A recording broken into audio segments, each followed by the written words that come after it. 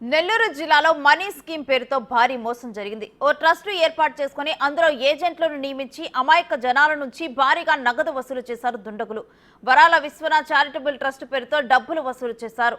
ప్రజల నుంచి 500 నుంచి 6,000 దాకా వసూలు చేశారు. 500 కడితే 7 లక్షలు ఇస్తానని చెప్పారని బాధితులు వాపోతున్నారు.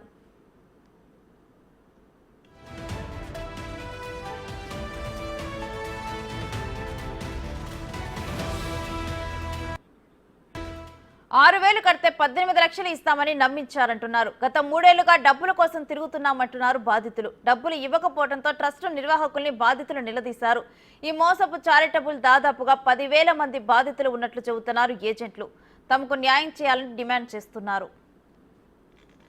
మాకు డబ్బులు వచ్చి ఉంటుంది కదా, మీకు ఇచ్చేది మేము ఎందుకు మీకు ఇచ్చాము, మీరేదో మాకు డబ్బులు ఇస్తారనే కదా, లక్షలు ఇస్తారనే కదా మేము మీకు కట్టాము అని అడగంగా అతను ఏమంటున్నారు, ఇంట్రెస్ట్తో పాటు 2,75,000 పడుతుంది సార్. అసలు వచ్చి 2,75,000 వచ్చి ఇంట్రెస్ట్ తక్కువగానే వేసాము, రూపాయలు లెక్కనే.